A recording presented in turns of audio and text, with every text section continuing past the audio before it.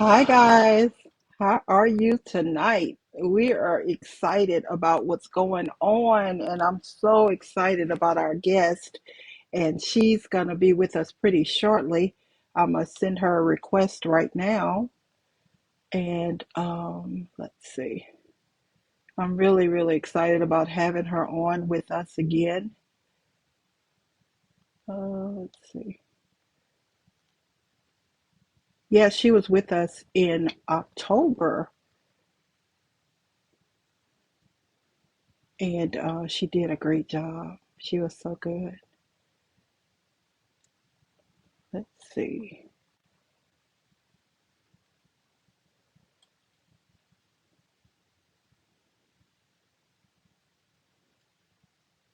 There we go. Yeah, I'm so excited about tonight. Yeah, she's an author, and she's an author of two books.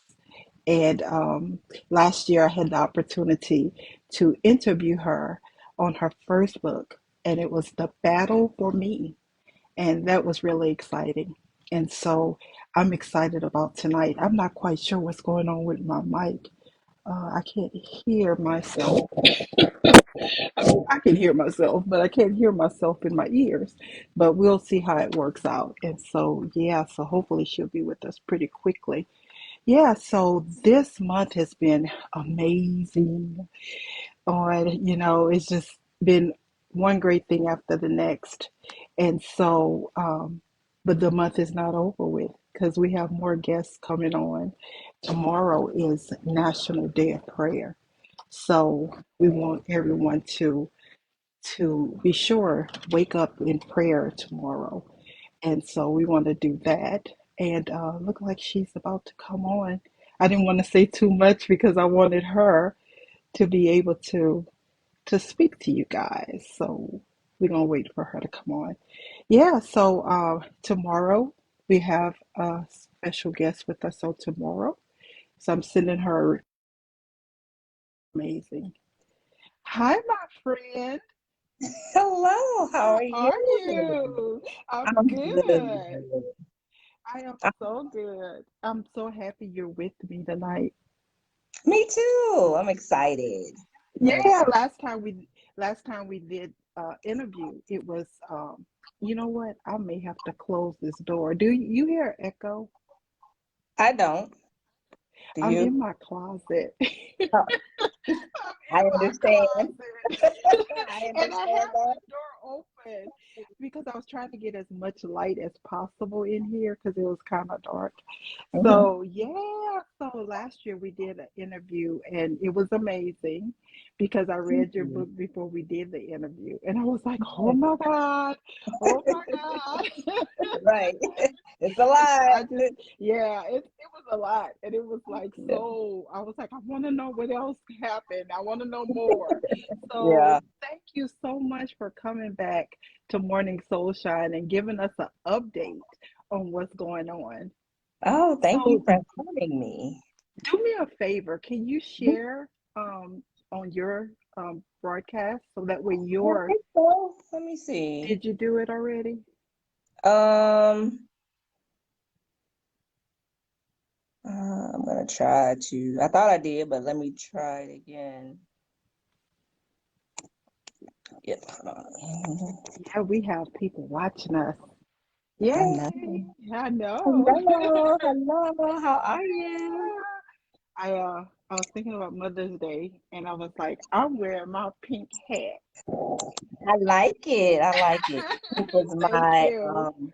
grandmother's favorite color, Oh, and I always really? say it was. And it never really was mine. I was more of purple, but I have found because she passed away 2 years ago. I have Oh, I'm sorry to hear added that. more pink things into my life. Like I like that pink. I like this pink, and I Isn't didn't that realize it at strange? first. It And is. yeah, I don't really like pink. But today I just You're right. I don't either, but I've noticed, and I was like subconsciously, and I was like, that's because of my grandmother. So I guess I'll probably accept some so. pink in my Because life. usually I'm kind of like a red, orange, peach, Yeah, you know, yeah, peach definitely. girl. Yeah. Well, thank you so much for coming on tonight. And guys, let me introduce her properly. Um, and I always get your name messed up, but I'm gonna get it right. It's okay. It's Mashari. It I did is. that right. You did it. Yes, you It's got it right. You Mashari. got it right. Yeah, Yeah. Mashari Bree. Mm-hmm. And it's such a pretty name. Thank It is you. beautiful. And it's Thank you. Mashari Bree, and she is Mhm. with us tonight, and she is a mother, she's a daughter, she's a sister, Yeah. but most of all, she's a child of God. And she That. is a author. And last year we did her first book we talked about was The Battle for Me. And so this time she's going to introduce us to her new book. But you know what? We may need to go back a little bit to your first book because I'm sure some people haven't heard your Hmm. story. And Okay. so if you don't mind sharing with us a little bit and just Mhm. jump in and talk to us about whatever you want to talk to us about. Okay. So as you stated, the first book is The Battle for Me. And so for those that don't know, that deals with my domestic violence situation. Was married previously. And so it's kind of the main questions that most people always ask is, how'd you meet? Why'd you Mhm. stay? How'd you get out of it?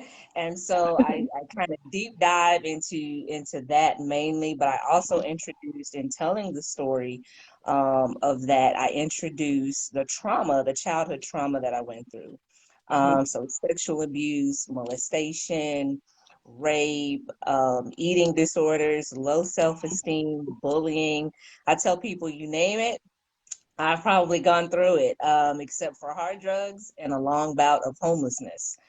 Those are the only two Thank things that I God. did. Thank you, God.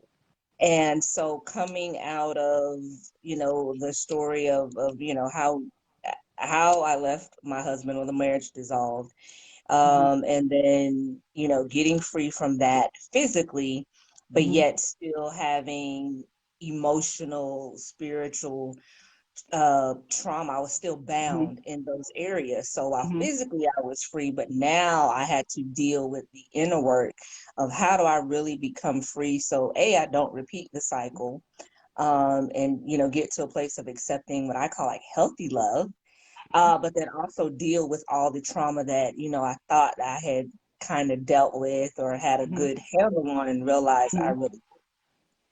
And so many, not just women, but men also, because right now we're watching on live TV the Johnny Depp and Amber Heard story, and Yes. it gets very sticky and it's confusing because Yeah. you're looking at a marriage, you're looking at Yeah. two people who were, in a relationship for a long time, Yeah. and you really don't know really what happened because there's abuse and then there's reactive abuse, the other True. person reacting to the abuse that they're receiving. So Yeah. can you talk a little bit about reactive abuse, because I think sometimes people think, well, we're just toxic, we both hurt each other, but I think there's more to the story than that. So, can you Yeah. talk about being in a relationship and actually, um, trying to survive in a relationship that can be abusive? That, like you said, has so much to it. And I think that I saw some posts and things going around about that situation. And what kind Mhm, of gets me is that there are some people that are willing to just hang their hat on the fact that he was the abuser. mhm, And it brings to light that we don't really like to look as men as being abused. mhm, And there's a lot of he say, she say going on. There's a lot of things we can speculate on. But if he is, in fact, the one being abused, it seems as if we don't want to accept that. And so, even with the reactive abuse, if you're in quote unquote, I won't say quote unquote, if you're in love with someone, you think you're in love with someone and you're in mhm, a relationship, and it turns abusive in any type of way, then a lot of times we can react to that Mhm. as a way of trying to still make it work. Mhm. Because, you know, the main question with abusive relationship, well, why did you stay? Why did you stay Mhm. so long? Mhm. And what a lot of people don't realize is because that they love that person, or they think that Mhm. that's what love is for them. And Exactly. so it's like, well, I just got to fight it out a little bit longer, or I can change them, or they'll get better, or it's not always like this. You know, Mhm. there are periods where it's good, Mhm. and you get all the love and the gifts and the, excuse me, and the this. And then, of course, when it goes bad. And so, Mhm. you know, when someone is beating you, Mhm. your first reaction is to defend yourself any kind of way that you can. Mhm. So it's like I'm punching back, I'm Yeah. hitting back. You know, you're not just laying there and taking it. And then, you know, your fight or flight gets in, where if you're in the relationship long enough, you kind of Mhm. know when those triggers. So you kind of know, like, if their voice goes up a little Mhm. bit, kind of come in. And so you're already on edge, like, point, it's like, and swinging. Let me have something. Let me get what I can, to just kind of really fend for Mhm. myself until I can either get away, lock in a room, leave, or maybe get them to just calm down. And it can make the situation worse. And so for, you know, some people don't really believe in reactive Mhm. abuse, but victims will sometimes tend to take power where they can. And Mhm. so if you can physically whoop me, but my mouth may cut you to shreds. Mhm. So So it's I'm gonna, kind of like it becomes very toxic because it right, when it that can be person reacts with the mouth, then the person with the physical violence, then they react in the physical way because of what's being said to them. physical way. They can do the same emotionally. They'll shut down, shut Mhm. you off financially. They may do that. You know, well, okay, you're not getting any money. You know, you don't have Mhm. access to the money. I'm not doing this. You can't do that anymore. You'd be surprised at what victims will do to survive. Mhm. And I think that's the whole issue, that everyone just leave, just leave, just leave. And sometimes, like I said, if there's financial abuse involved, that Mhm. makes it even harder to leave. If you don't have full access to the money, they may Mhm. have your, you know, birth certificates, and people are, oh, you can just Mhm. get a new one, to checking accounts. Sometimes it's not that easy, Mhm. especially if there are children involved. They may be holding certain information, the social security card for the children, Mhm. things such as that. Like, we just don't ever want to believe, like, in this day Mhm. and age, some people can be so, you know, reliant or dependent. And then, of course, the, you know, especially with what's coming out of Mhm. this pandemic, where there Mhm. was really nowhere to go. There was really kind of nothing you could really do. You're just now, you know, people working from home and losing their Mhm. jobs. And so there's no relief. So it becomes like, okay, look, you know, Yeah. until enough is Yeah. enough, then, you know, like I said, because they always, you know, you always kind of picture, you know, them just cowering down. And there are a Mhm. lot of times we do, when we may not, you know, victims may not always just be Mhm. popping off you know, at the mouth and all the other, but it's so varied. So every Mhm. situation is so different. So this is always kind of similar, but there's always outliers. Mhm. You know, each situation is so different. You just never, you know, can talk to. But like for me, when he was beating me down, I was not necessarily just sitting there taking it. I was trying to get Mhm. licks in. I was trying Mhm. to do whatever. There Yeah, was you was one trying to time, save your life. Yeah. yeah, because there was one time, he was fussing about something, and I was working on my computer. I think this is in the book, and I immediately went and got a knife. I was like, he gonna do something. I'm gonna be ready Mhm. tonight. So you were And scared. he came at me. He said he wasn't coming at me like that. He might not have been, but all I know is I was slashing. And he got his hand up and was trying to subdue me, and I was just slashing. And he had to go to the emergency room, and he actually had to get stitches, on two, three fingers. Almost lost his thumb. And I never forget, because I had to drive him. Because at first he was okay, and then he kind of got woozy. And I was like, you better Wow. not go in there and you better not tell him I did it because otherwise it's going to be on. I'm going to tell him I was fighting for my life. And, and everybody was like, that's crazy. And I was like, but in that moment, I had power in that moment and didn't worry about after the fact and, what can happen. But in that moment, and I was like, Mhm. you better not, you better not say nothing. And he didn't. He went in and said he was trying to break up a fight at the club. And he got it, and we went on home. And the funny thing is, he laughed about it. Even to this day, he laughed about it and was like, "Wow, I guess you got a little bit of something in you." Now the next time I got beat down, I didn't get to nothing. He made sure I didn't get to nothing, and so that was the one time. So they would be like, "So now you're an abuser?" Well, no, I was in a fight or flight. I was like, listen, not today, not today. But and I still didn't leave him for 10 years after that. So go I'm figure. sorry. And we're talking tonight, and we're thinking back on your history, and you can Mhm. look back now at it, and you can say, "Oh my gosh," Yeah, But there are people that are watching us tonight who are living in that situation right now, and I know yeah, that you are an advocate um, yeah, for domestic violence yeah. victims, and you're an advocate. So, can you tell us about, what are you doing? Your work as an advocate. What do you do? So now I'm mainly through the book, through talking and speaking engagements. Hmm. My schedule doesn't allow me to get with our crisis services as much as I used to.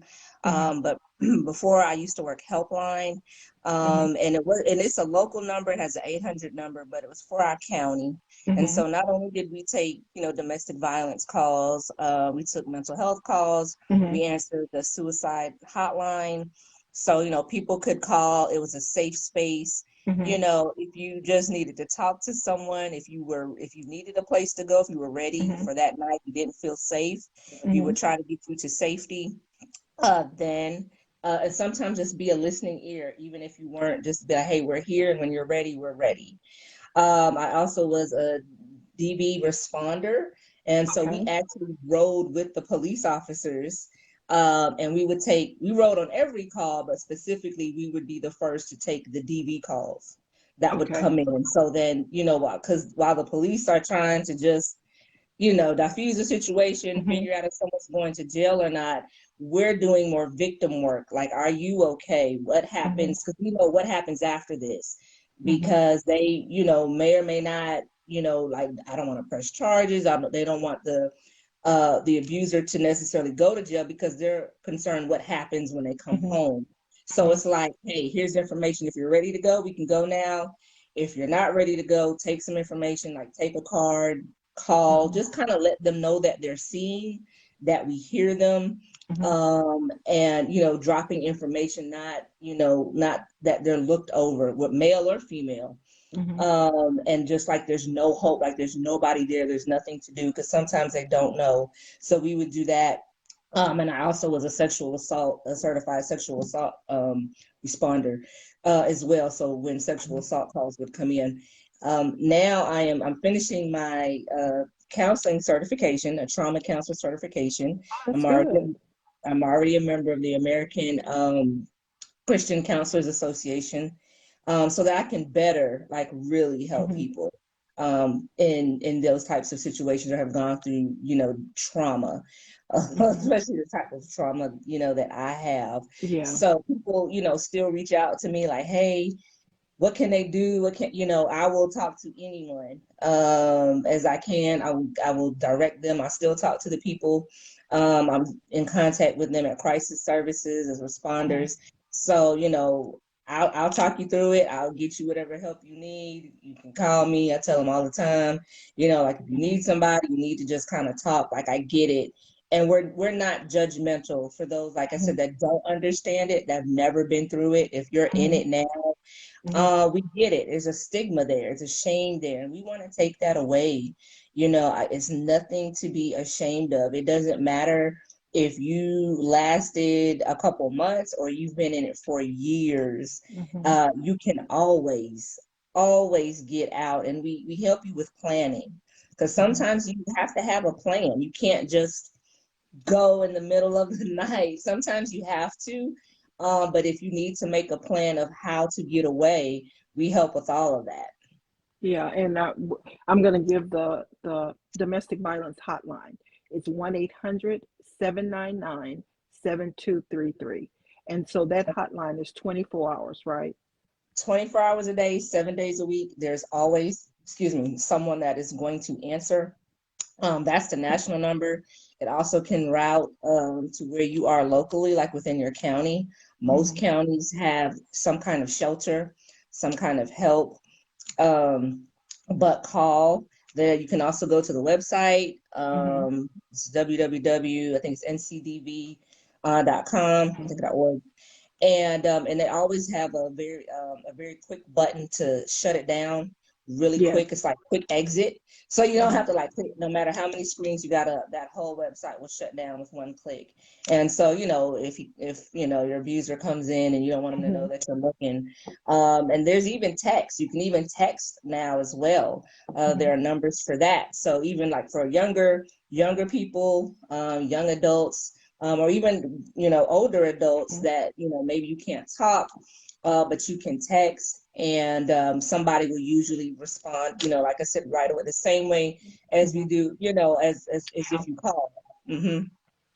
And it's so important that we're talking about this, and we're gonna move on to what to do once you get past the abuse.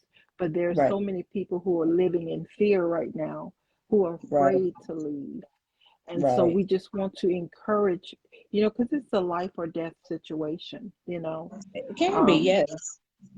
and it's not all the time the abuser wants to hurt you or, you know, murder you, but it can be an Right, accident. And so the right, best thing is, if possible, is to get out of that situation, not just for correct, your safety, but for your children's safety. And so there are resources out there where you can reach out and get help. And so if you want to correct, call that number, it's 1-800-799-7233, and then they'll be able to direct you on what you should do. right. So, Mashari, your story was just so amazing. The way you told that story, how you went all the way back to your youth, growing up in the church, and how you had never left God in your heart.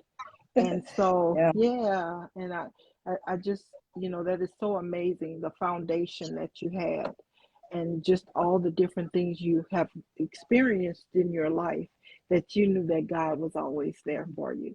So you want Oh, to talk yes. to us about your relationship with God? Oh, listen. Oh, just the thought of it. Just, I mean, because he's been just that good to me. He has kept me. But I grew up in the church. My mom, raised me in the church. Hmm. And even like I said, at my lowest of lows, I would still go. I was actually a leader in my church. I was over ministries while this was going on. And it just was a foundation for Hmm. me. At first, when I was younger, of course, it was my mom. But as I got older, it was like, this is where I run to. When my life is in shambles, when I don't even know what to do, this is where I come. It was a safe space for me. And, you know, going through, because you feel so isolated. So it's the friends I had that didn't know, because most people don't know, you kind of shut up so much down, Hmm. that all I had was God. And, and I say that, my mom would always tell me, I gave you back to God when you were, born. Hmm. And, he gave me a promise that the devil can't kill you and you can't kill yourself. And it wasn't until one night he was trying to kill me that that promise really kind of came back and resonated, and it Hmm. became not just my mom's promise, but it was my promise. And looking back over the things that have happened, illnesses, sicknesses, car Hmm. wrecks, all of that, that the Lord really just kind of kept me through. And so for me, it was, he's all I got. Because in my situation, it was all I had. My mama couldn't help me. My parents couldn't help me. I was like, I got these two little babies. I don't know where I'm gonna run to. We're in the middle of a recession. I got a decent job, like to just be on the Mhm. run. And that was a reassurance of God for me. But like I tell anybody, if you gotta run, you gotta go, then definitely by all means do that. Mhm. Mhm. But this is how the Lord kind of kept me, and it was like, just hold on. And so I saw it kind of play out. And Mhm. so he has he has kept me, he keeps me. And so I tell that is like my firm foundation. He is my rock, he is my strong tower, that I run to. I don't do life. I don't see myself doing life without him, because I've seen him keep me. I've seen him do miracles. I've seen, Mhm. I should have been dead from birth, actually. And time again, he's kept me. Yeah. So I can go Yeah. on and on about the Lord. Oh, My relationship, and that's amazing. I have witnessed and seen for myself the promises of yes and amen, and how He has. So I know that I probably would not be here had it Mhm. not really been um, for the Lord keeping me. That's wonderful. That is wonderful. And that's why we're here tonight, because we want to give God all the honor and all the glory. It goes Yeah, to Him. It goes to Him. Thank you for yes. sharing that with us. Thank And you. this week is Mother's Day. And I Yep. know that you have two special little kids. And you said I do. they're twins, right? They are 14. They'll be 15 in next month. And I always say they are my greatest blessing. And probably they've saved my life a couple of times. But I probably would not have even attempted or Mhm. really stayed out of that marriage had it really not been for them, and being like, I can choose. I always say I chose this life for myself, and for me, I could probably Mhm. handle it, but they don't deserve Yeah. this. They didn't choose this, and so they need better. But they are something else. Them babies, I follow you. I follow you on Facebook, and I saw your daughter. She plays. Is it she is a basketball? varsity cheerleader, Cheerleader. Okay. and my son is now into track. Oh So boy, that's when I so. say Now are busy,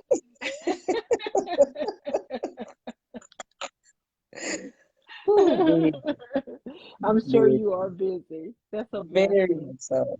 Yeah, that's a blessing in all that you've gone through. That God blessed you with two beautiful Yes, gifts. That is so amazing. So now you have your new book that's coming out. And yes, so yes. this is after, right? This is Yeah. after going through everything that you've gone through. So talk to us about your new book. The new book, The Fight from Within. So I kind of stayed with the same theme because it was still a fight, but now it picks up where the first book left off. So I'm divorced now, and still have these. I think they're still toddlers at the time, raising Mhm. them on my own, and kind of began to do a little downward spiral as far as like trying to back into kind of like where it seemed my life kind of stopped when I was Okay. like in my 20s, younger. Mhm. And so and dealing with depression, because it was a very stressful time Mhm. waiting on to see when I could file the divorce, if he was Mhm. going to be sentenced, and still the threats hanging over, and trying to kind of balance all of that at the same time. So, knowing that, now I'm out here, Mhm. now what am I going to do? Mhm. And so, almost slipped back into drinking. I was like, I told y'all I didn't give it up. I came back to it. I was a recovering Oh, I alcoholic. can't. So is the book out now? It's not out yet. I'm actually about to send it to the editor, but it just kind of deals with me just having to look myself in the face and using, because I was using excuses. Oh, I'm like this because this happened to me, and because this happened to me. So I'm a little promiscuous because I Mhm. was abused and started so early. I don't know, I was never taught to appreciate it. And I had to look at myself one day, and I was like, Now, if you can keep saying that you are like this because of this, then you can change. And what, Wow. okay, girl, put your big girl panties on. Let's do some work. So therapy, more talks with God, and just really looking at Mm-hmm. what type of woman do I want to be? Because now it's Mm-hmm. up to me. What type of mother do I want to be? Mm-hmm. Friend, daughter? What do I want to show my children? Mm-hmm. And what does healthy for me look like? All of this has happened. What are we going to do with it now? So you Because kind of you leave off from, and we're not telling because the ones who haven't bought the book need to buy the book. yeah, they got a bag. They need to buy the book and they need to read it. And so Yeah. that book was The Battle for Me. Yes. The Battle battle for Me. for me. Uh-huh. And Yep. guys, y'all have to get this book. Yep. Y'all got to get that book. Get the book. She Listen, was, yeah. I always tell people, here's a cheat code. I survive and I win. So people, I want to read about you, and I'm like, I wrote it as well as I could to not take you too deep into it. But but I make it. So at least you know. But Made it. She made it. yeah. So Yeah, the ending. but so yeah, so the book, so she was married to an influential, let's say it, put it that way, an Yeah. influential person in her community. So it was very difficult for her, even with that being said, because there was the status thing that was something that that kept you in it. But then there was also different other things. So they have to get the book. They got to get the book. They do. They do. Yeah, it was, like I said, physical, emotional. There was financial there because I did, kind of rely on him a lot Mhm. there. So having to stand, there were a lot of things in my name. Had to rebuild my credit. Like y'all, it was bad. And so the new book picks up from there, and then how Yep. you rebuilt or rebuilding at that point. The You book details how I rebuilt. So okay. how did I become who you see today? A lot healthier, stable, Hmm. good to self, because I was self, ready to really accept good love and not just what I, don't think I could do any better or whatever may be thrown at me. Because we'll think sometimes, oh, they don't hit me, then this is better. And but if they're talking to you crazy, or Yeah, emotionally, it's breaking you down. you know and so and that was years, like Hmm. years. It was years that took me to be like, okay, what do I, who am I, what do I like, what do I want, what am I Hmm. looking for? There were men that would try to date me. I'm like, you don't want to date me. Like, not now, Hmm. I'm not there yet. I'm not in a place where that's even Hmm. a focus of mine right now. So, because trust me, I'm gonna break your heart. Because I'm not ready. I'm really not there. I'm really just kind of focused. I'm like, God, let's work on me. Let's work on some of these, promises that you've Hmm. made to me that I'm waiting to see. Because even through all of that, I could still see, like I said, even blessings within my life. And I was like, because it's got to get better than this. I know you didn't save Hmm. me for this, so how do I pull myself out of this? And so how did I, like I said, how did I do that? How did I become to the point where I could talk about it, put it out there, put it in a book, not just because I No, had been I putting books, know. before, but now to really stand and put it out there and really deal with, forgiveness of those who, you know, hurt me and did some of the unimaginable to move forward. Now, how difficult was it for you to forgive yourself? That was the hardest. That was the hardest. I'd forgiven just about everybody I needed to. But me, I just, especially when it came to what I put my kids through. So Is it it was like, because you thinking to yourself, I should have known better? Is that what you were thinking? Yes, I was like, how did you let this? How did you end up like you could be on Jerry Springer show, like how did you let your life spiral so far out of control to this point? Like making these choices because I was Mhm. just like, you know, I wasn't the best child growing, person growing up, but I wasn't kind of the worst either. And Yeah. so it's just like if you look on the outside looking in, grew up middle class, Hmm. both parents were in the household. That I mean, Hmm. not that it makes me any better than anybody, but it just kind of seemed, like Yeah. everybody, you got your head on straight, you had a scholarship to college, like girl, what like him Well, this you fell in love yeah, and that's just what I with the tell wrong people. person. Yeah, just with the Right. wrong person. And so for me, I am always the hardest on me than anybody else. I've always, I don't know where it kind of came from, but I've always kind of been that way. Should have said that, should have did this. Why didn't you do Hmm. that? And I think part of it is probably just from trauma. Hmm. And so it was very hard. And I've even had to ask my children, like you gotta forgive me. Um, I do the best, I'm doing the best that I think for Hmm. you that I can. If I had to had some of those ugly truth conversations of what Yeah. happened and how they got here and all of that for the level that they can understand, and we'll have more talks as they Hmm. get older and understand.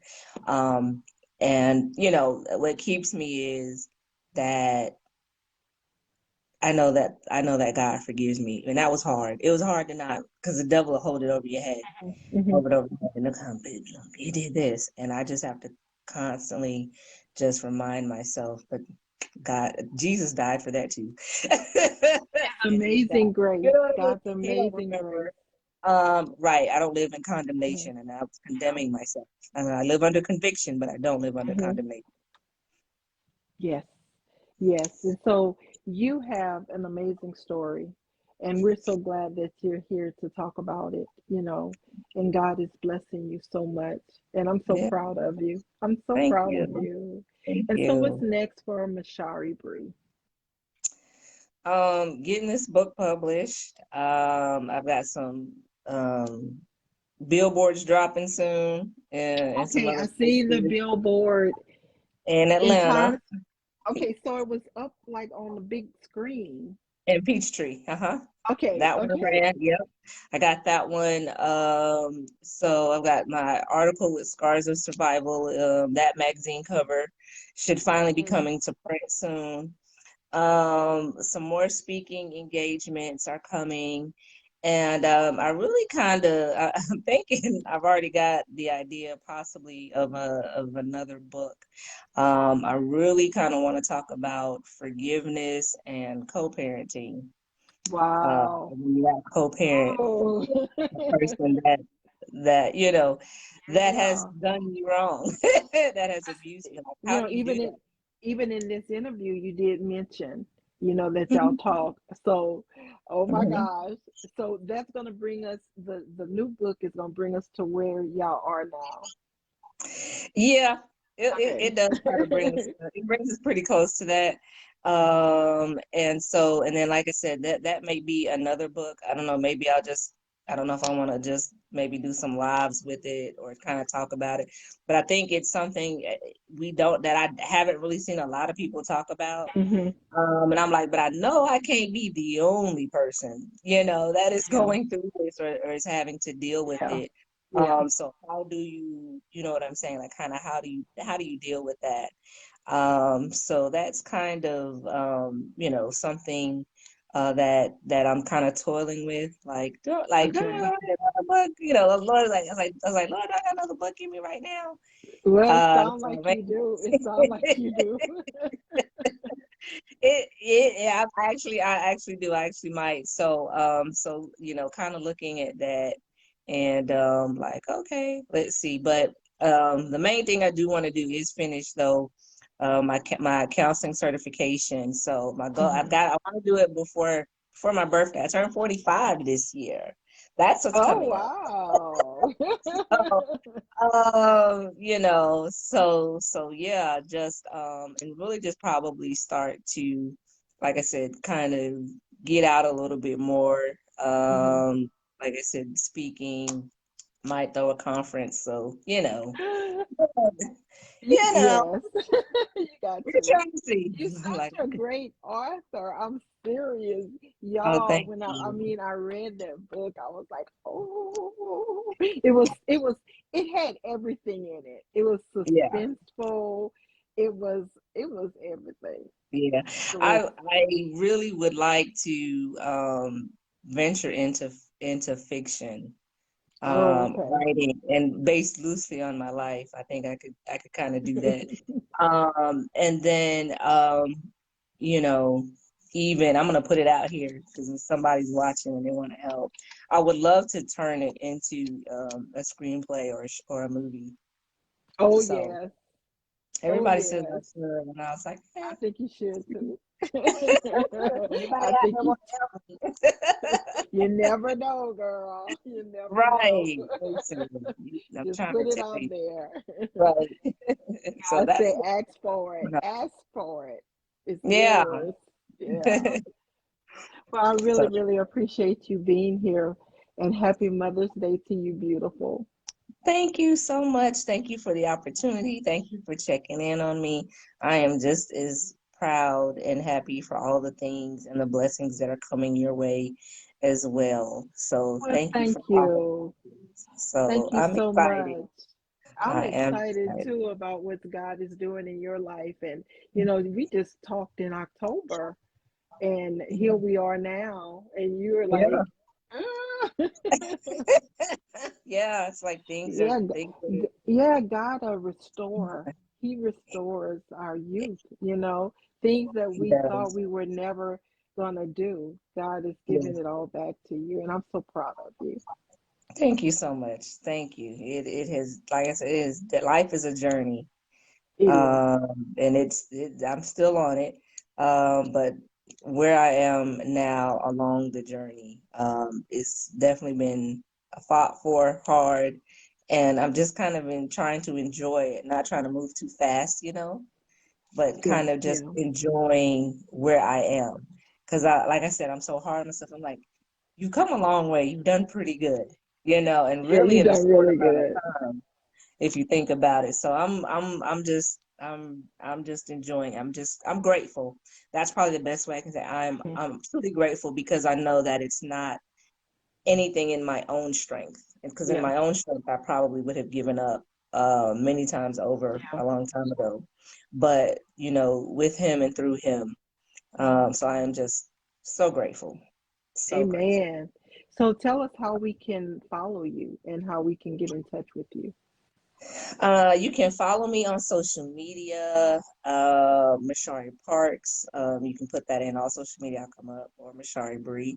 That's my writer name, my author name. Okay. I am on Facebook. I am on Instagram. I'm on, TikTok. yep. You I on TikTok? was like, where am I at? The best place to find me too is my website, www.masharibree, MSHAIRIBREE, all one, .com. You can definitely reach me there as well. My book is available on my website, but it is also available on Amazon. If you just do a search for The Battle for Me, look for Mashari Bree and it will come up.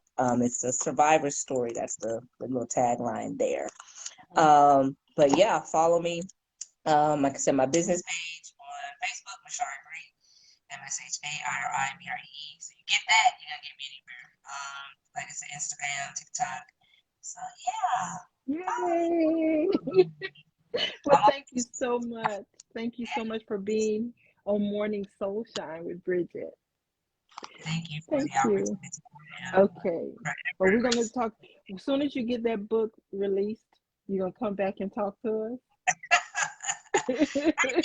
Sure will. And Okay. I told you I was waiting. I didn't get it yet. But as soon as I get that the cover, I'll make sure I'll drop it to you first. Okay. Oh, cool. I'll drop it to you first. Yay! I'll drop it to you Love first. you. Love you so much. Thank Okay. you. Okay. Bye Bye bye. bye.